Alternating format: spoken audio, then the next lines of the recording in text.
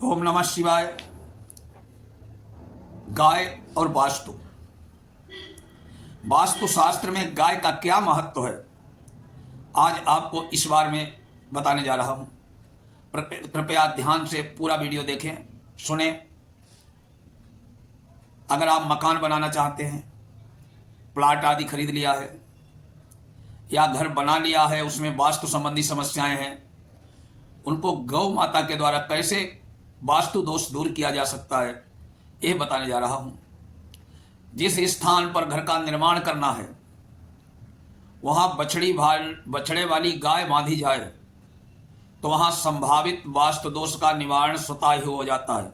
अगर आपने प्लाट खरीद लिया है तो इस स्थान पर भूमि पूजन से पहले कुछ दिन तक गाय को बछड़े सहित बांधें, तो आपका निर्माण कार्य मकान का निर्विघ्न संपन्न होगा और मकान बनने की पूर्णता होने तक, मतलब पूरा होने तक काम कोई भी आर्थिक बाधाएं नहीं आएंगी। गाय के प्रति हमारे भारतीयों की अभिव्यक्ति करने की आवश्यकता नहीं कि गाय का क्या महत्व है, क्योंकि गाय सहज रूप से हमारी भारतीय संस्कृति में रची बसी है। गौ सेवा को एक कर्तव्य माना गया है। गाय सृष्टि मातृका कही गई है, समस्त सृष्टि की मां मानी गई है। गाय के रूप में पृथ्वी करुण पुकार और विष्णु के अवतार के लिए निवेदन के प्रसंग पुराणों में भरे पड़े हैं। जब देवता लोग त्राहिमाम करते हैं राक्षसों के अत्याचार से, तो पृथ्वी माता गाय का रूप ही बना करके नारायण से जाकर के करुण पुकार करती हैं, जिससे द्रवित होकर परमात्मा अवतार लेते हैं। ब्रह्मादि वास्तु ग्रंथ में एक वास्तु संबंधी ग्रंथ है मैतम। कहा गया है कि भवन निर्माण का शुभारंभ करने पर से पूर्व उस भूमि पर गाय को लाकर बांधना चाहिए, और वो गाय कैसी हो? सबत्सा, बछड़े वाली गाय हो, बछड़े सहित। नवजात बछड़े को जब गाय दुलार कर चाटती है, उसका फेन उस भूमि पर गिरकर उसे पवित्र बनाता है। वहां होने वाले समस्त दोषों का निवारण स्वतः हो जाता है। यही मान्यता वास्तु प्रदीप, अपराजित पृच्छा आदि जो वास्तु ग्रंथ हैं उन सब की है।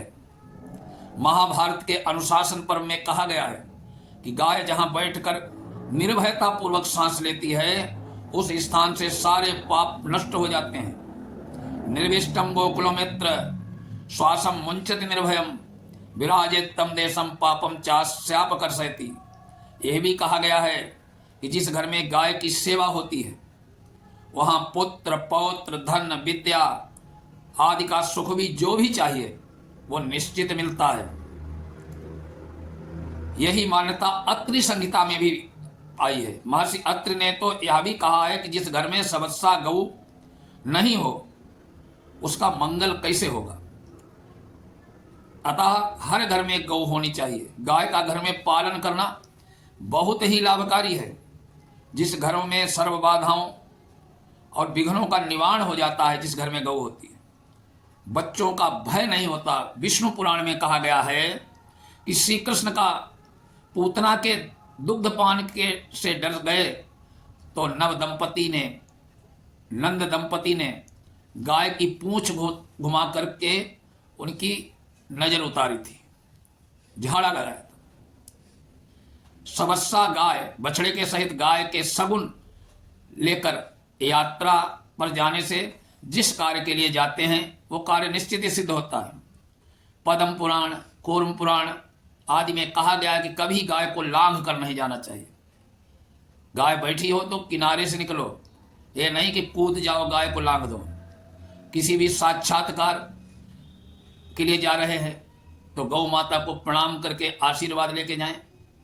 किसी उच्च अधिकारी से भेंट के लिए जाए तो गाय के रंभाने की आवाज अगर आपके कान में पड़ जाए तो समझ लीजिए आपका काम उस अधिकारी से जो भी है निश्चित बन जाएगा। शिव पुराण में कहा गया है कि अगर आपके संतान नहीं हो रही है तो गाय सेवा से अच्छा कोई दूसरा उपाय नहीं है। गौ सेवा और गोदान से यमराज का भी भय नहीं होता है। गरुड़ पुराण में तो प्रसंग आता है, बैतरणी नदी पार करने के लिए गौदान का विधान है। गाय के पूंछ की धूल जो होती है उसका भी अपना महत्व है, वो पाप विनाशक है, पाप नष्ट करने वाली है, ऐसा गरुड़ पुराण और पद्म पुराण दोनों का कहना है। ज्योतिष और धर्म शास्त्रों में बताया गया है कि गोधूलि वेला विवाहादि कर्म के लिए बड़ी श्रेष्ठ है, सर्वोत्तम है। उस समय को गोधूलि वेला कहा जाता है। गाय के खुरों से उठने वाली धूल समस्त पापों को नष्ट कर देती है। पंचगव्य, गाय का दूध, गाय का घी, गाय का गोबर, गोमूत्र आदि से मिलाकर के गोघृत, पांचों चीजें मिला के पंचगव्य बताया बनता है। उसकी महिमा से कौन अपरिचित है। सारे पाप ताप नष्ट हो जाते हैं। ग्रहों के अरिष्ट निवारण के लिए गोग्रास देने का अपना महत्व है। अगर ग्रह दोष आपके घर में है तो गौ सेवा करें, गौ का ग्रास प्रतिदिन निकालें, एक रोटी निकालें सबसे पहले बनी हुई, उस पर गुड़ रखें और चना रखें, चने की दाल रखें, गाय को खिलाएं।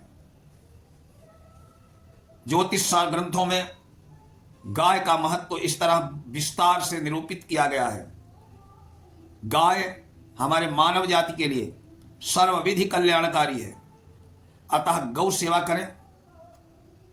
जो व्यक्ति गौ सेवा नहीं करते हैं उनके पाप ताप कभी नष्ट नहीं होते हैं। जय गौ माता की।